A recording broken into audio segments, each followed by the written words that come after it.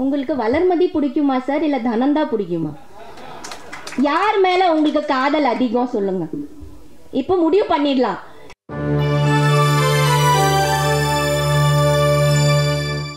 Heroine Devayani ma'am அவர்களை பேச அழைக்கிறேன்.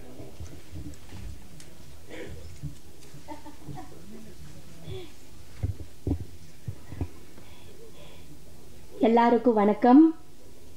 இங்கே வந்திருக்கும் அனைவருக்கும், பிரஸ் மீடியா, மேடையில் வீட்டிற்கும், பார்த்திபன் சார், ப்ரொடியூசர் சார், எல்லாரும், ஆக்டர்ஸ், என்னோட குட்டி ஆர்டிஸ்ட் எல்லாம் இப்போ வளர்ந்துட்டாங்க, தளபதி சார், எல்லாருக்கும் உங்கள் தேவயானி ராஜ்குமாரனின் அன்பான வணக்கம். இது ரொம்ப சந்தோஷமான ஒரு தருணம் இது இல்லையா?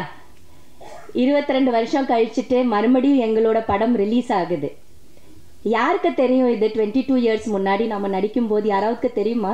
பார்த்திபன் சார் தெரியுமா நமக்கு இந்த ஃபில்ம் மீண்டும் ஒரு டைம் ரிலீஸ் ஆகும், 22 வருஷம் கழிச்சுட்டு மறுபடியும் இந்த மாதிரி ஒரு ப்ரெஸ் மீட் நடக்கும், நாங்கள் இதை பற்றி பேசுவோம்.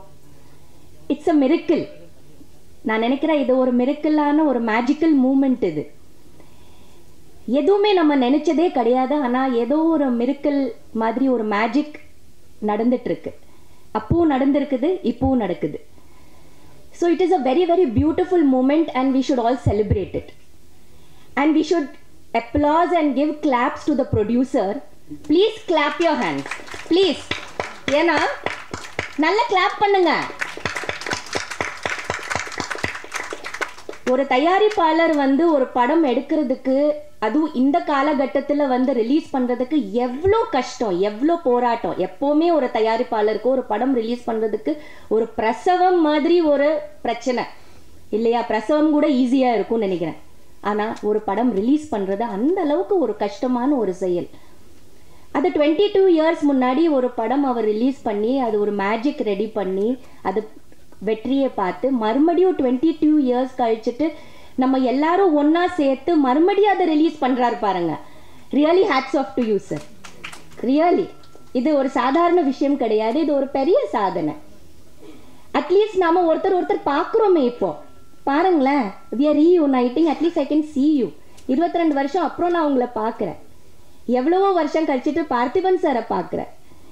எவ்வளோ 22 வருஷம் கழிச்சிட்டு இந்த குட்டி குழந்தைங்களை பார்க்குறேன். எல்லாரும் வளர்ந்துட்டாங்க, எல்லாரும் அவங்கவுங்க இடத்துல இருக்கிறாங்க. It is such a magical moment. கொஞ்சம் யோசிச்சு பாருங்க. அதனால இந்த மாதிரி பியூட்டிஃபுல் ஃபிலிம்ஸ் ரிலீஸ் பண்ணி இந்த மேஜிக் மறுபடியும் நம்ம இந்த இருக்கிற பியூட்டிஃபுல் ஜெனரேஷன், இந்த ஜெனரேஷனுக்கு நிறைய விஷயங்கள் தெரியாம இருக்கு.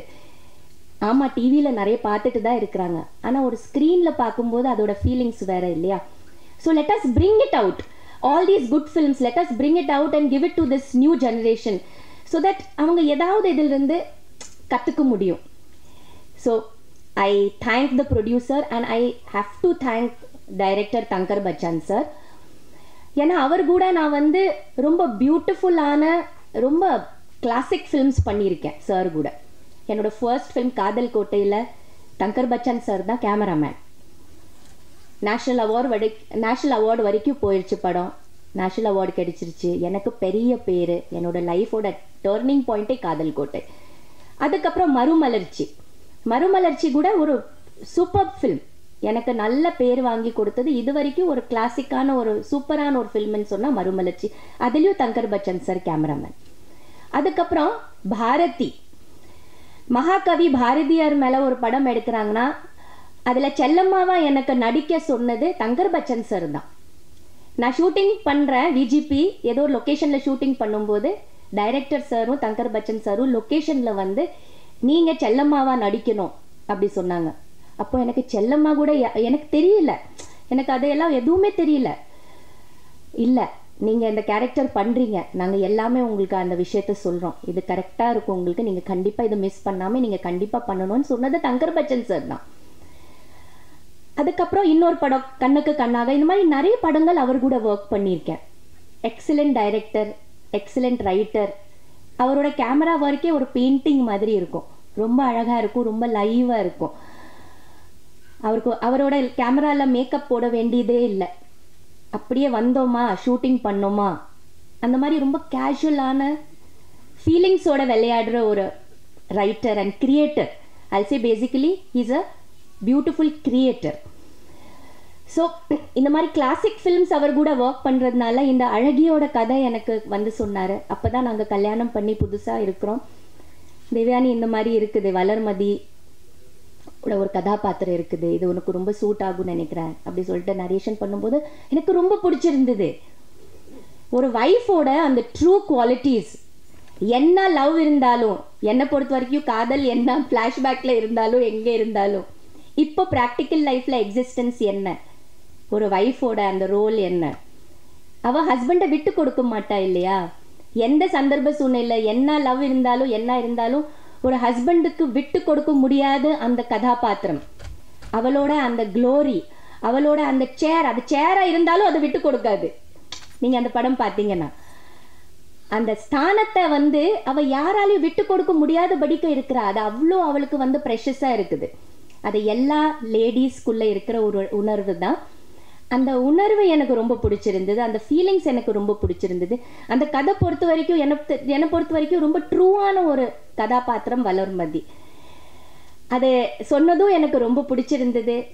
கண்டிப்பாக பண்ணுறேன் சார் அப்படி சொன்னேன். ஏன்னா அவ்வளோ கான்ஃபிடென்ஸ் எனக்கு சார் மேலே, அவரோட படைப்பு மேலே. So it was a great experience working in this film. And மறுபடியும் ரிலீஸ் ஆக போது ரொம்ப ரொம்ப சந்தோஷமாக இருக்குது. தியேட்டரில் போய் குடும்பத்தோட என்னோட டாட்டர்ஸோட சேர்த்து பார்க்க போகிறேன். யோசிச்சு பாருங்க, அப்போ அவங்க இல்லவே இல்லை, இப்போ அவங்க எல்லாம் வளர்ந்துட்டாங்க இருக்காங்க. ஸோ அவங்கள கூட்டிகிட்டு போய் ஒரு படம் மறுபடியும் நம்மளோட படம் தியேட்டரில் வரும்போது அதை மீண்டும் பார்க்குற ஒரு தருணம் இருக்குது. It is so exciting and so happy feeling.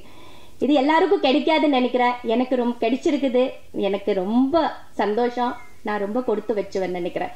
Thank you so much. Media எல்லாம் நல்ல பப்ளிசிட்டி பண்ணுங்க, எல்லாரும் வர வைங்க தியேட்டரில். அண்ட் அஃப்கோர்ஸ் பார்த்திபன் சார் கூட நான் நிறைய ஃபிலிம்ஸ் பண்ணியிருக்கேன். எல்லா ஃபிலிம்ஸும் ஹிட்டு தான் இல்லையா சார்? அழகிக்கு முன்னாடி நிறைய படங்கள், எந்த படம் எடுத்தாலும் நீங்கள் பார்த்தீங்கன்னா நல்ல பெரிய வெற்றி படங்கள் தான் பண்ணியிருக்கோம். அழகி கூட ஒரு பெரிய வெற்றி படம். அவரோட சப்போர்ட், அவரோட அந்த என்ன சொல்கிறது, எக்ஸலண்ட் ஒரு கோ ஆர்டிஸ்டாக நாங்கள் பண்ண அத்தனையோ படங்கள் வந்து ரொம்ப சக்ஸஸ்ஃபுல்லாக, ரொம்ப ஹிட்டாக, எல்லாருக்கும் ஒரு பிடிச்ச படம் இன்னும் இருக்குது. ஸோ அதில் அழகி கூட.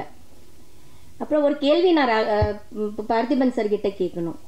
உங்களுக்கு வளர்மதி பிடிக்குமா சார், இல்லை தனந்தா பிடிக்குமா? யார் மேலே உங்களுக்கு காதல் அதிகம் சொல்லுங்க.